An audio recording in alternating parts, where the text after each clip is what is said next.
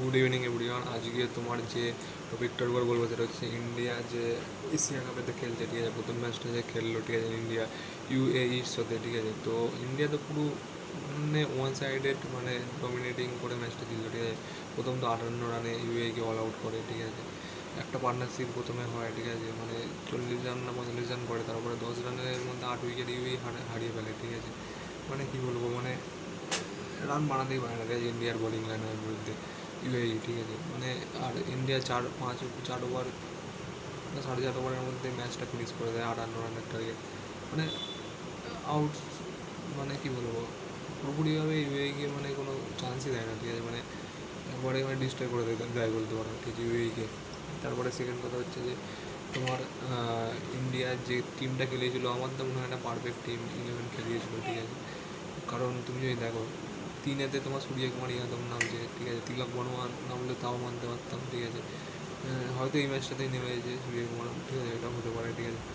4-এতে তাহলে কাকে সঞ্জু স্যামসন খেলবে 5-এ, কীরকম মানে একটা কম্বিনেশন খেলানো চেষ্টা করছে আমি তো বুঝতে পারি না। কারণ শুভমান গিলকে ফিট করা চোখ করে পুরো মানে ইন্ডিয়ার যে সেটেল 11টা ছিল সেটার পুরো 12টা বাজিয়ে দিয়েছে আমি বলবো, ঠিক আছে।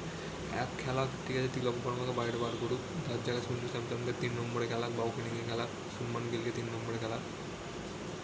হ্যাঁ, ঠিক আছে, তিলক বর্মা তো 5 নম্বরে খেললে যদি খেলে, বা সঞ্জু স্যামসন যদি 5 নম্বরে খেলে, দুজনেই 5 নম্বরের জন্য পারফেক্ট নয় আমার মতে তো, ঠিক আছে। 5 নম্বরে খেলাক, রিঙ্কু সিংকে খেলা যেতে পারে, ঠিক আছে, ব্যাটসম্যান হিসাবে খেলাক। আর বলিং লাইনে আমি আর্শদীপ সিংকে কেন বাইরে করেছে আমি তো বুঝতে পারি না, ঠিক আছে। এত যদি ব্যাটিং, 8 নম্বরে তোমার হার্দিক পান্ডিয়া নামবে, 7 নম্বরে হার্দিক পান্ডিয়া, 8 নম্বরে অক্ষর পটেল, এত bowling line up batting line আপে কী দরকার আছে? ইউইর সাথে খেলছে, ঠিক আছে, হরদীপ সিংকে খেলাতে পারতে অক্ষর পটেলের জায়গায়, ঠিক আছে। হ্যাঁ, জানি যে এই টিমটা মানে এমনই 15 জন আছে, ঠিক আছে, ইন্ডিয়ার, যাকে বাদ দেবে টিম থেকে সেটা একটা আনফর্চুনেট বলতে পারো, ঠিক আছে। টিমের দিক থেকে বলো বা ইন্ডিভিজুয়াল লোকের দিক থেকে বলো, ঠিক আছে। কারণ তুমি যদি দেখো, ঠিক আছে, অক্ষর পটেল মানে সেরকম খারাপ পারফরমেন্স করে নাই কিছুক্ষণ আগের সিরিজটাতে, ভাইস ক্যাপ্টেন ছিল। তুমি যদি বলো ওর জায়গায় যে হরদীপ সিংকে খেলায়, ঠিক আছে, তো মানে পুরোপুরি আনফেয়ার হবে, ঠিক আছে।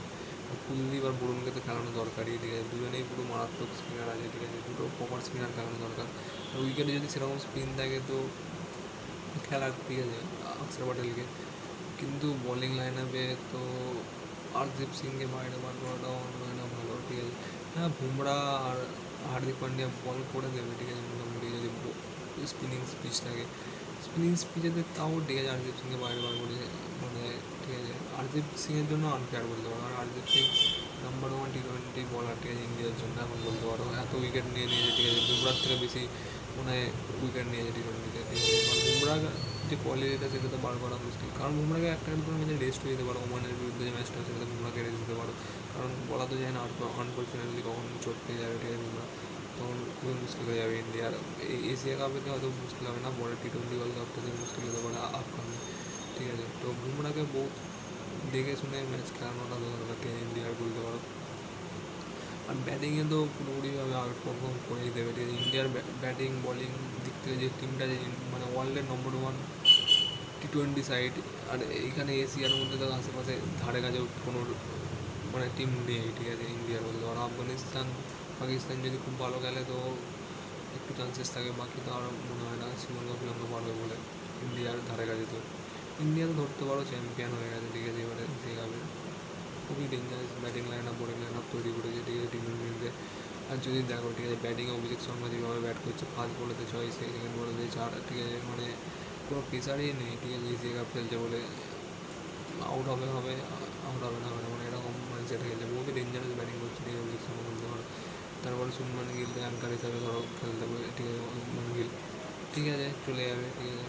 আর 3 নম্বরে যদি সূর্যকুমার যাদব খেলে, বা 3 নম্বরে মানে লেফট রাইট কম্বিনেশন যদি ট্রাই করতে যায় 3 নম্বরে, কখনো তিলক বর্মাকে ট্রাই করলেও যদি শুভমান গিল আউট হয়, 4 নম্বরে সূর্যকুমার আসবে, বা 3 নম্বরে সূর্যকুমার, 4 নম্বরে তিলক বর্মা, কম্বিনেশন কিছু ট্রাই করবে, ঠিক আছে। সঞ্জু স্যামসনের টিমেতে খেলাচ্ছে, বাট আমার তো মনে হয় না এত নিচের দিকে খেলানো উচিত সঞ্জু স্যামসনকে।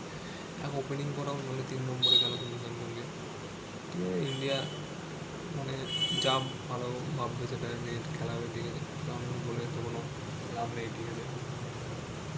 আর তোমার এখন মানে কি বলবো, পাকিস্তানের কাছে ম্যাচ আছে, পাকিস্তান আর ওমানের মধ্যে। দেখতে হবে পাকিস্তানের ব্যাটিং আর বোলিং লাইন আপটা কীরকম। বোলিং লাইন আপ তো রিসেন্টলি মানে ভালোই আছে, ব্যাটিং লাইন আপটা কীরকম ব্যাট করছে। ওমানের এরকম কমজোর বোলিং লাইন আপের বিরুদ্ধে কি 200 রান করতে পারবে, এরকম দেখার বিষয় হবে পাকিস্তানের। যদি ভালো পারফরমেন্স করো ব্যাটিং বোলিং, খুবই ভালো পারফরমেন্স করে, ঠিক আছে, তো ইন্ডিয়া আর পাকিস্তানের ম্যাচটা দেখতে মজা আসবে রবিবার, ঠিক আছে, খুবই ভালো ম্যাচ হবে বলতে পারো। তো আজের জন্য এইটুকুনি, আর বেশি কিছু বলছি না।